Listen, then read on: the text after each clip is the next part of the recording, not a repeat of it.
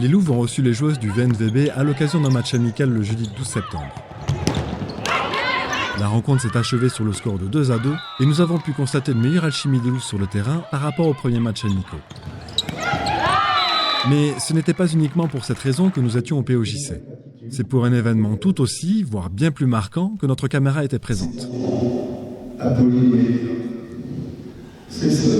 En effet, la promesse faite par Bruno Toussaint, le maire de Saint-Dié, de réaliser un acte en la mémoire de feu le président du club, Pierre Mercier, a été tenue. Pierre est un homme extrêmement généreux, gentil, humain.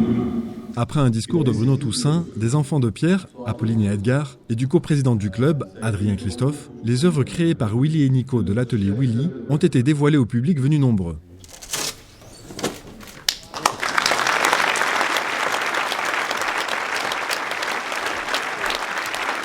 C'est l'occasion pour Monsieur le maire de revenir sur les fondements de cet hommage. À l'initiative, le jour du décès de Pierre, je m'étais promis avec le conseil municipal que j'ai réuni très rapidement, qui est un lieu à Saint-Dié qui porte son nom. On a réfléchi, on a dit qu'est-ce qui ira mieux à Pierre que la tribune où il y a le volley. Donc on a dit la tribune du POJC, ce sera la tribune Pierre Mercier. Au-delà de cet hommage, nous avons rencontré les artistes sans lesquels cette tribune ne serait qu'un nom. On s'est vu, on en a discuté, on a pris vraiment le temps.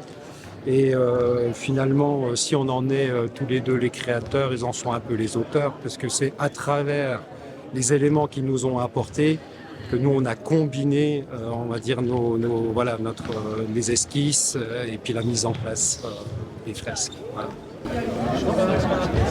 Et qu'en pensent les premiers intéressés, à savoir la famille de Pierre Mercier? C'était un élément essentiel, comme l'a dit le maire lors de l'inauguration. C'était son église, le Palais Omnisport, il y a passé un nombre incalculable d'heures. Donc effectivement, on remercie la mairie d'avoir fait ça en son hommage et d'avoir permis de laisser une empreinte indélébile dans cette salle emblématique, pour un homme emblématique.